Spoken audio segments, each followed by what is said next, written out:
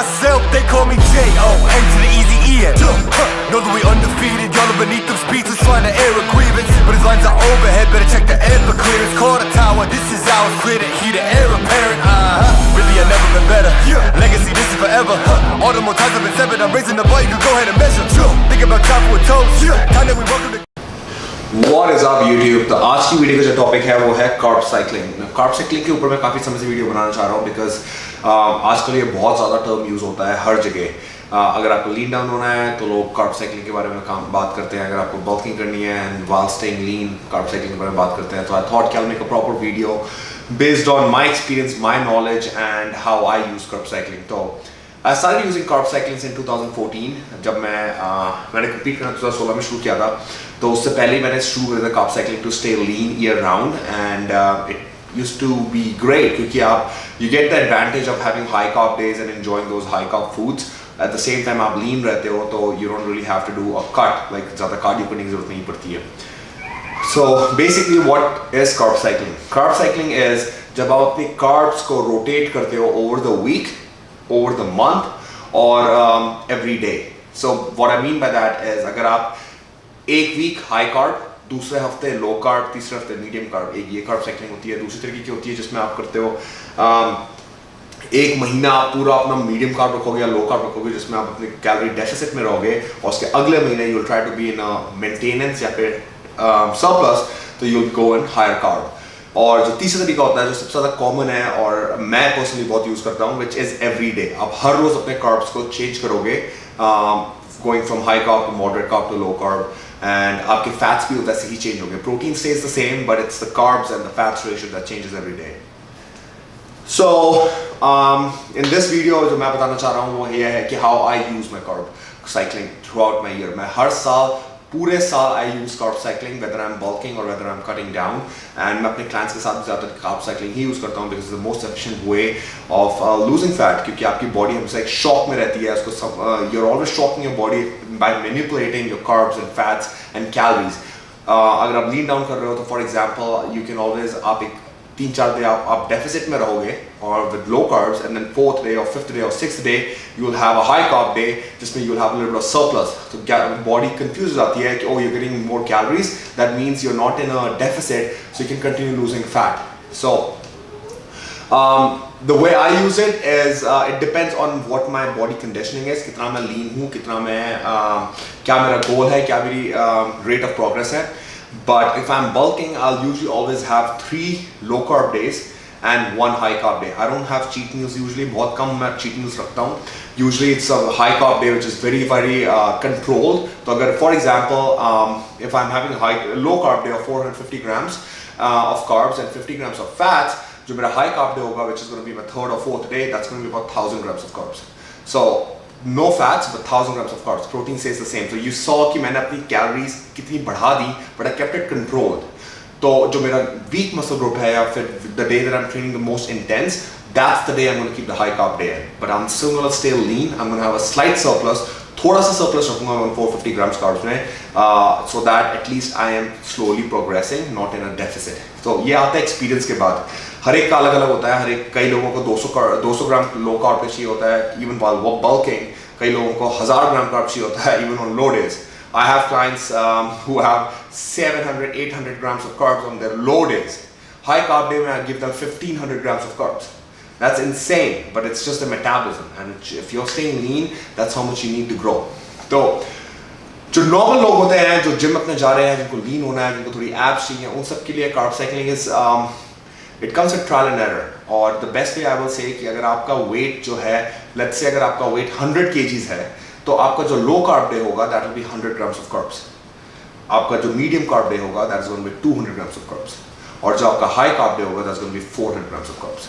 जो आपके फैट्स होंगे on low days is going to be 50 grams of carbs।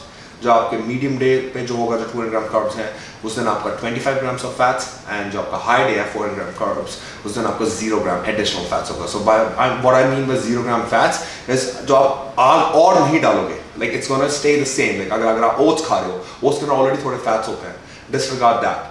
I am talking about adding more fats to the food. So that's the number that I'm talking about. अगर आपका 100 kg weight है, so you can keep your protein consistent at 200 grams every day.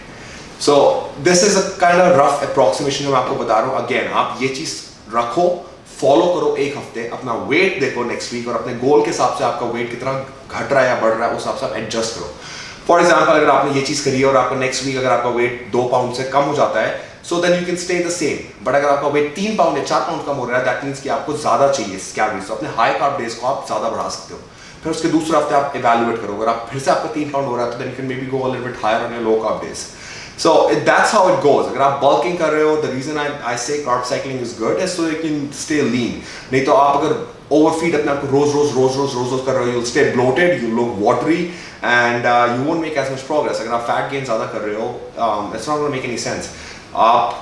The body state needs to be between 10% body fat to 15% body fat to be the most efficient to gain muscle. अगर आपका इससे ज़्यादा body fat है जो आप खा रहे हो, उतनी 4,000 calories, 6,000 calories, 8,000 calories every day, you're just gonna get fatter. हमें वो नहीं चाहिए. हमें रहना है कि between the 10 to 15% range while making progress. तो आपको जो weak muscle group है या आप just for example back या leg जो big muscle groups हैं, उस दिन आप अपना high carb दे रखो. So that those extra calories go into that muscle to fuel your workouts, to fuel your recovery. That's why we need the high carb days. So that's carb cycling. इसमें as I said कि it takes a lot of trial and error. You won't really know until you try. अगर आपका you can make adjustments by removing carbs by 50 grams every 2 to 3 weeks. For example, अगर आपका सही weight loss चल रहा है, जो मैंने example दिया 100, 200, 400 ग्राम carbs का, आप एक महीने के बाद अगर आप every week अगर आप 2 पाउंड लूज कर रहे हो, आप एक महीने के बाद अपने carbs को 50 ग्राम से कम कर दो on your low days and medium days. So your carbs become 50 grams and 100 grams on your low and medium days, but आपका high carb day stays the same. दूसरी चीज जो बहुत इंपॉर्टेंट होती है which is frequency of your high carb days. कितने high carb day होने चाहिए, कितने low carb day होने चाहिए, कितने medium carb days होने चाहिए. तो उसके लिए the most important thing is how lean are you. अगर आपका body fat starting में अगर आपका 15-16% है, you don't really need to do carb cycling. You can do regular dieting and have low carb days और आपका weight already कम होता जाएगा अगर आप deficit में हो. कार्ब साइकिलिंग का सबसे ज़्यादा बेनिफिट तब होता है जब आप 10 to 12% बॉडी फैट पे हो और आपको 8, 6 या 4% बॉडी फैट पे जाना है for competing. That's when you need carb cycling. तो उस समय पे depending on how lean you are, you will need maybe 1, maybe 2, maybe 3 high carb days every week. For example जब मैं प्रेप करता हूँ, मैं स्टार्ट करता हूँ अपनी 2 हाई कार्ब डेज से because I stay lean. But अगर मैं बल्किंग कर रहा हूँ तो it may just be a 1 high carb day. बाकी के सारे जो कार्ब डेज होंगे that may be 600 grams carbs, 500 grams carbs. But as I get leaner, 6 weeks out, 4 weeks out, 3 weeks out, 2 weeks out, I'll have more high carb days. So I may have 2 or 3 per week. तो उसका मतलब ये होता है कि मेरे जो low carb, I'm so depleted, I'm so lean कि जो लो कार्ब डेज है उस समय मैं अपना फैट लूज कर रहा हूँ. My body's in a deficit, it's burning the fat, but I also want to make sure कि मैं muscle burn नहीं करूँ. So I will have those calories back in like 800 grams carbs or 600 gram carbs to influx the body with those additional calories.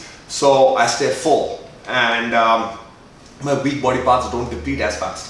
दूसरी चीज़ जो है उसमें ये आती है कि आपकी जो frequency high carb day, low carb day, medium carb day, but how are you going to adjust your high carb days? तो अगर आपकी शुरुआत में अगर आपने 800 grams carbs किया हुआ है या 400 grams carbs किया हुआ है, after 6 to 8 weeks, maybe you need to decrease the hard carb day to 400 grams or 500 grams and 300 grams or 200 grams.